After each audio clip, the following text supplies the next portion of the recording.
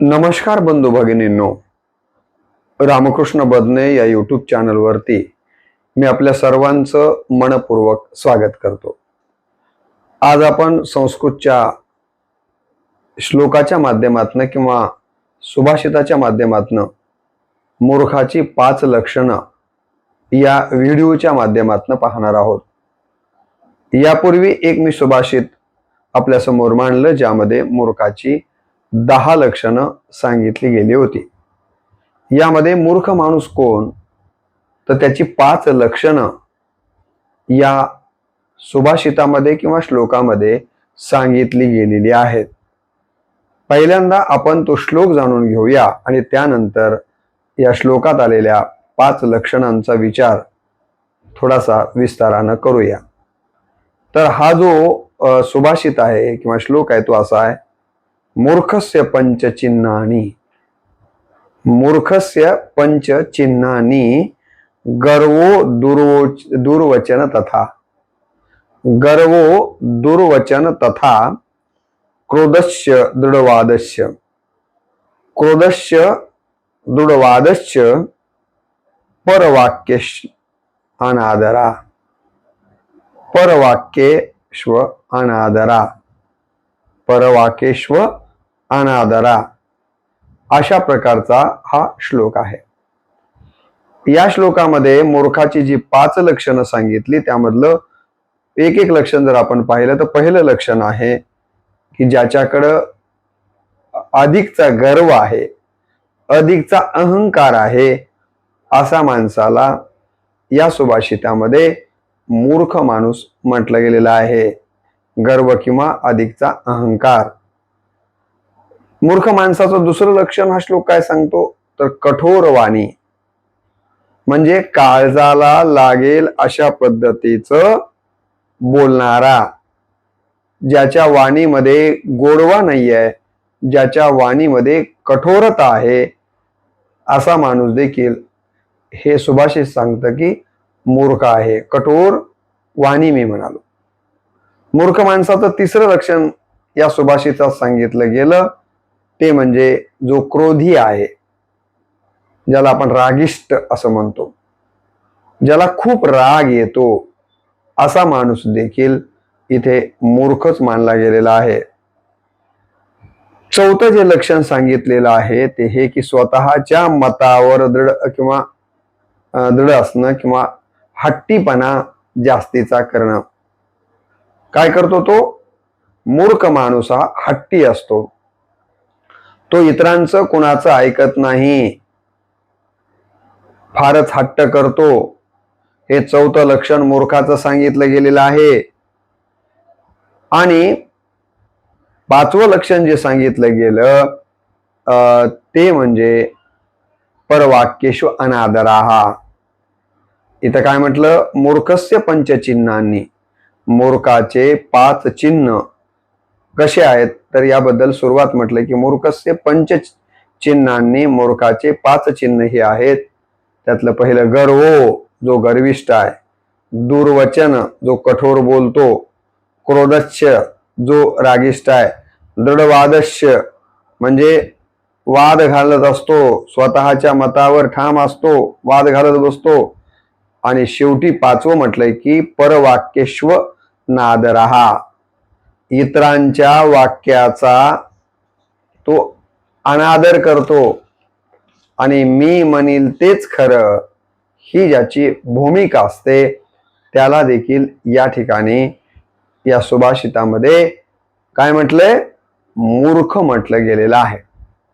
तर मूर्खाची ही 5 लक्षणं हा श्लोक आपल्या समोर ठेवतो. ज्यामध्ये पहिलं लक्षण यापूर्वी मी उच्चारित केलं ते म्हणजे गर्वो, म्हणजे गर्विष्ठ. काय आहे पहिलं लक्षण तर गर्विष्ठ. ज्याला ज्ञानाचा गर्व आहे, संपत्तीचा गर्व आहे, पदाचा गर्व आहे, कुणाला सौंदर्याचा गर्व आहे, कुणाला सामर्थ्याचा गर्व आहे. वेगवेगळ्या प्रकारचे अहंकार किंवा गर्व आपल्याला समाजात पाहायला मिळतात. अतीव गर्व एखादा माणूस बाळगत असेल तर तो माणूस मूर्ख समजला गेला पाहिजे, कारण अहंकारामुळं किंवा गर्वामुळं कुणाचं चांगलं होत नाही. गर्वाचे घर खाली असं आपण म्हणतो, है की नाही? गर्व हा काही चांगला नाही आहे. तिळभर जरी होय अभिमान, मेरू तो समान भार देवा. तिळभर जरी आपल्याला गर्व झाला तरी तो देवाला सहन होत नाही, सज्जनांना तो आवडत नाहीये. आणि म्हणून गर्व ज्याला आहे त्याला मूर्ख म्हटलं गेलं पाहिजे. आपल्याला माहितीये की चांगदेवांना गर्व झाला आणि म्हणून मुक्ताबाईंनी त्याला कोरा चांग्या असा शेरा दिलेला आहे. कशामुळं? तर गर्वामुळं. रावण हा विद्वान ब्राह्मण आहे, फार विद्वान आहे त्या काळातला, परंतु त्याला सत्तेचा गर्व होता, त्याला शक्तीचा गर्व होता. बरोबर आहे की नाही? त्याला वेगवेगळ्या प्रकारचे गर्व झालेले होते. म्हणून म्हणतात ना की अरे रावणा राज्य गंभीर केले, सीते सारिके रत्न चोरून नेले, सीते सारिके रत्न तुला पचेना, 14 चौकड्याचे राज्य तुला पुरेना. रावण कशाने नेस्तनाबूत झाला? तर रावणाला त्याच्या गर्वानं संपवलेला आहे. आणि म्हणून रावण शहाण्याच्या यादीत राहिला नाही, कारण त्याला अतिव गर्व झालेला आहे. आणि म्हणून या ठिकाणी तो मूर्खाच्या यादीत जातो. नीतिशास्त्रामध्ये गर्वाला मूर्खाचं लक्षण म्हटलं गेलेलं आहे. हा गर्विष्ठ माणूस अहंकार बाळगतो आणि ज्याच्या ठिकाणी अहंकार आहे असा माणूस नवीन काही स्वीकारत नाहीये, कारण त्याला वाटतं की मला हे सगळंच येतं, मग नवीन स्वीकारण्याची काय गरज आहे.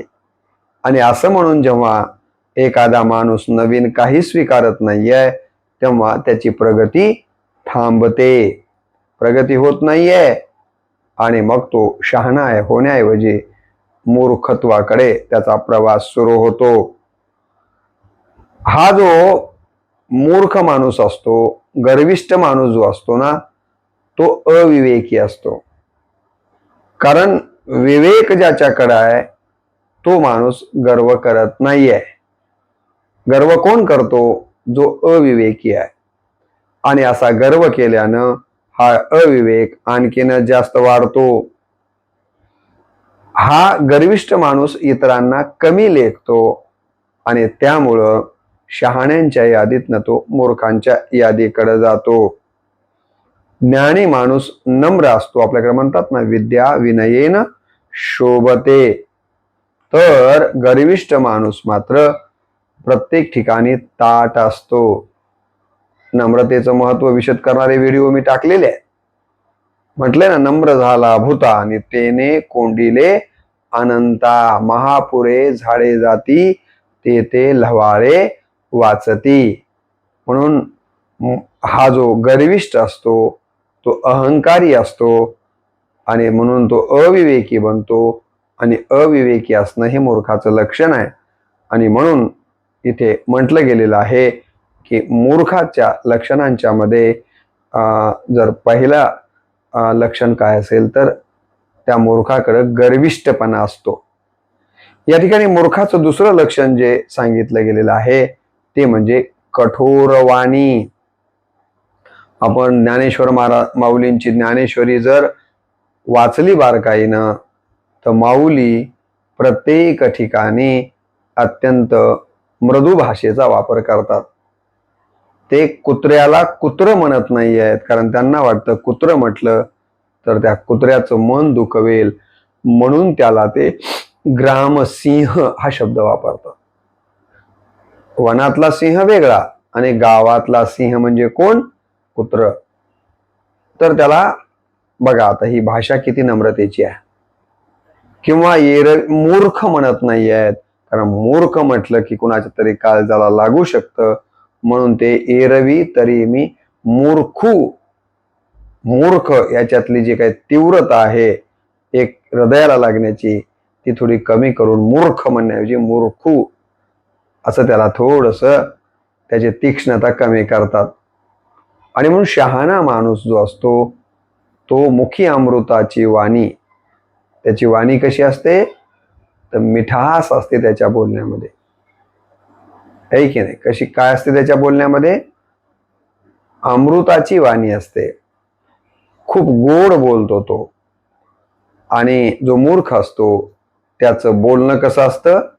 कठोर असतं, काळजाला लागायचं तो बोलतो. आणि मी मागेही सांगितलं आपल्याला की शस्त्राचा वार केलेला एखाद्या वेळेस माणूस विसरून जाईल, परंतु पुढच्या माणसानं आपल्यावर अपशब्दाचा, कठोर शब्दांचा जर वार केला तर तो वार मात्र आपल्याला कधीही विसरू देत नाहीये. आपलं मन सतत आठवण करून देतं की बघ तो माणूस तुला तसं बोलला होता. आपल्याला माहित असेल की रामायण जे घडलं त्याचं कारण काय आहे? अनेक कारणांच्या पैकी एक कारण हेही सांगितलं जातं, सीता आई साहेबांनी लक्ष्मणाबद्दल वापरलेली कठोर वाणी. काय वापरली वाणी? कठोर वाणी वापरलेली आहे. याबद्दल माझा एक प्रवचन आहे, जरूर ते जर आपण श्रवण केलं तर सीताई साहेबांनी काय कठोर वाणी वापरली होती की माझे ठाई तुझा अभिलाष, पापी निष्टंक तू एक. पापी असे काही नको ते शब्द लक्ष्मणाला बोलल्या होत्या आणि त्याचं लगेच फळ रावण आईसाहेबांना घेऊन जातो आणि तिथून रामायणाचा जन्म होतो. महाभारतामध्ये देखील आपल्याला माहिती आहे की द्रौपदीनं दुर्योधनाकडे बघून कठोर शब्द वापरले की आंधळ्याचे लेकरं आंधळेच, आणि तेथूनच खऱ्या अर्थानं महाभारतचा जन्म झालेला आहे. आणि म्हणून कठोर वाणी ही काही चांगली नाहीये.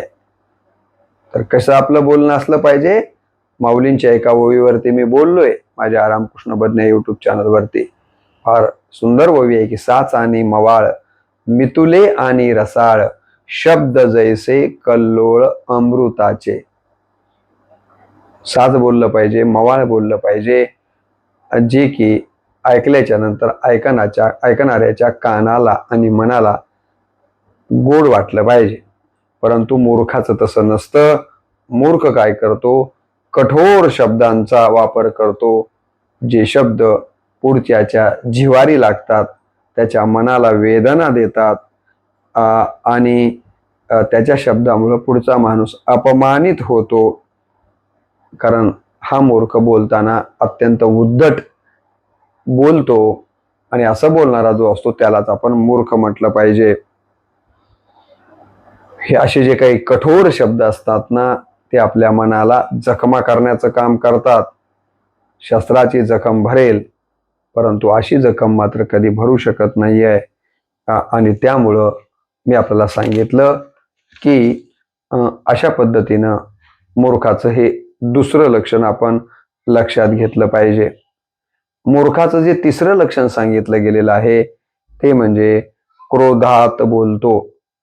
मूर्ख माणसाला क्रोध येतो, म्हणजे राग येतो, आणि राग आला की माणसाचा विवेक निघून जातो, आणि अविवेकी माणूस म्हणजेच मूर्ख माणूस आहे. ज्याला अतिराग येतो हे सुभाषित सांगतं की तो माणूस कसा आहे तर मूर्ख आहे. कारण रागामध्ये माणूस विचार न करता बोलतो आणि मग विचार न करता बोललेल्याचे परिणाम वाईट होतात, आणि वाईट परिणामामुळं आपल्याला वाईट गोष्टींसारखं जीवन जगावं लागतं. आणि त्यामुळं क्रोधी माणूस काय करतो? स्वतःची चूक कधीच मान्य करत नाहीये. रागावलेला माणूस रागाच्या भरात काही बोलला आणि त्याला म्हणलं असं कसं बोलायलास, तर तरी तो म्हणतो की माझी काहीच चूक नाहीये, मला असं वाटलं म्हणून मी बोललो, मी बोललोय तेच बरोबर आहे. अशा प्रकारचा क्रोधी माणसाचा स्वभाव बनतो. आणि अतिक्रोधी असणं देखील, काय म्हटलेलं आहे? अतिक्रोधी असणं देखील मूर्खपणाचं लक्षण सांगितलं गेलेलं आहे. आणि म्हणून यामुळं काय होतं की आपली नाती जे आहे त्या जवळ राहत नाहीत. संयमाचा अभाव अशा माणसांकडं जास्तीच आपल्याला पाहायला मिळतो. यानंतर मूर्खाच्या लक्षणामधलं चौथं लक्षण जे सांगितलं गेलेलं आहे की अशी माणसं ही हट्टी असतात.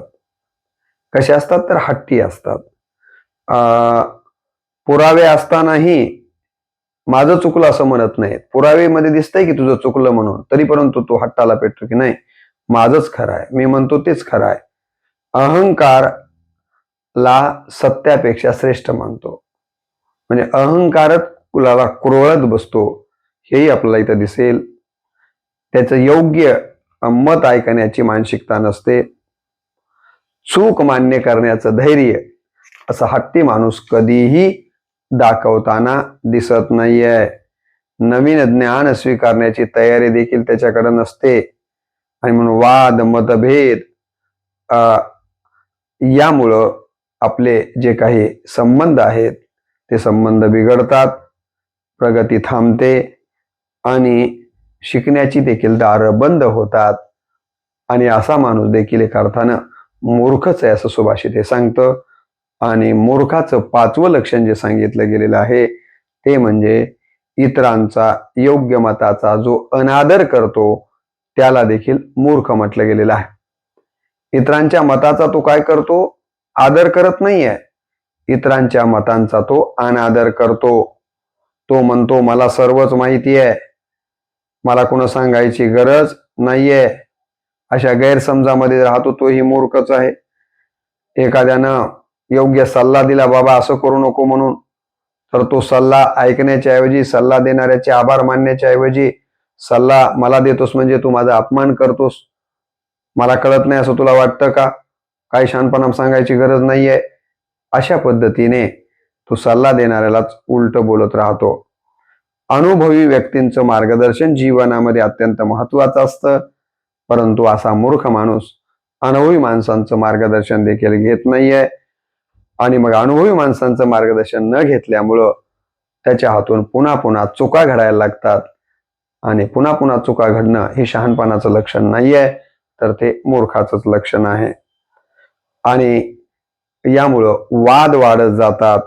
इतरांचं मत ऐकून न घेतल्यामुळं मतभेद मोठ्या प्रमाणावर वाढत जातात. आपली प्रगती खुंटते आणि इतरांचा जो अनुभवाचा फायदा आपल्याला व्हायला पाहिजे तो फायदा काही होताना दिसत नाहीये. आणि म्हणून हा मूर्खाच्या यादीमध्ये जातो. त्यामुळं मूर्खाची जी 5 लक्षणं इथं सांगितली गेलेली आहेत, ती 5 लक्षणं ज्याच्या ठिकाणी दिसतात हे सुभाषित म्हणतं की त्याला काय मानलं गेलं पाहिजे, तर मूर्ख मानलं गेलं पाहिजे. कोणती 5 लक्षणं ज्याच्या ठिकाणी आहेत तो मूर्ख आहे? पुन्हा एकदा या श्लोकामध्ये सांगितल्याप्रमाणे गर्व, ज्याच्याकडं गर्व मोठ्या प्रमाणावर आहे त्याला हे सुभाषित मूर्ख म्हणतो. दुसरं दुर्वचन, म्हणजे चांगलं न बोलता कठोर बोलतो, काळजाला लागेल, मनाला वेदना होतील असं जो बोलतो त्याला देखील काय म्हटलेलं आहे, तर त्याला देखील मूर्ख नंबर 2 मध्ये त्याचं लक्षण सांगितलं गेलेलं आहे. तिसरं जे आहे, जो अतिक्रोधी आहे, जास्तच रागावतो, त्याला राग खूप येतो आणि रागामध्ये तो विवेक गमावतो आणि अविवेकाच्या माध्यमातून जीवन जगतो, त्याला देखील हे सुभाषित मूर्ख समजतं. आणि पुढे म्हटलं की दृढ वादस्य, हा व्यक्ती काय करतो, तो वाद घालत बसतो. वाद घालणं काही चांगलं आहे का? कुठल्याही गोष्टीबद्दल तो वाद घालतो. संवाद वेगळा आणि वाद वेगळा. इथे या मूर्खाकडे संवाद नसतो. शहाणा माणूस संवाद साधतो आणि मूर्ख माणूस संवादाच्या ऐवजी वाद विवाद करतो. तर असा जो दृढ वादस्य म्हणजे वाद घालणारा आहे त्याला देखील मूर्ख म्हटलं गेलेलं आहे. आणि शेवटचं जे सांगितलं गेलेलं आहे, परवाक्येषु अनादरा, इतरांचे जे काही बोलणं आहे, मग तो वयानं मोठा असू द्या, अनुभवानं मोठा असू द्या, अधिकारानं मोठा असू द्या, त्याचं आपण ऐकावं आणि त्याचा आदर करावा आणि त्यानं चांगलं सांगितलं तर त्यानुसार वर्तन करावं. परंतु मूर्ख असं करत नाहीये. इतरांचा आदर करणं त्याच्या डिक्शनरीमध्ये नसतंच आणि म्हणूनच त्याला मूर्ख म्हटलं गेलेलं आहे. तेव्हा अशी ही मूर्खाची 5 लक्षणं या सुभाषितातनं आपल्याला घेता येतात आणि त्यावरूनच एखादा माणूस शहाणा आहे की मूर्ख आहे हे आपल्याला पारखता येतं. बस आज बोलता बोलता लाईट गेल्यामुळं हा व्हिडिओ अशा पद्धतीचा होतोय. अर्ध्यातूनच गेल्यामुळं व्हिडिओ मध्यंतरी बंदही करता आला नाही. त्यामुळं शेवटचे 5-6 मिनिट व्हिडिओला लाईट नसल्यामुळं जो काही आपल्याला दृश्य स्वरूपामध्ये व्हिडिओ व्यवस्थित दिसत नाही त्याबद्दल आपली दिलगिरी व्यक्त करतो आणि व्हिडिओला याच ठिकाणी पूर्णविराम देतो. आपण पुढेही अशाच प्रकारचे वेगळे विषय घेऊन वेगळे व्हिडिओ बनवण्याचा प्रयत्न करणार आहोत. तोपर्यंत आपला सहकार्य जे श्रवणाचं आहे ते असंच राहू द्यावं एवढी अपेक्षा व्यक्त करून थांबतो. नमस्कार.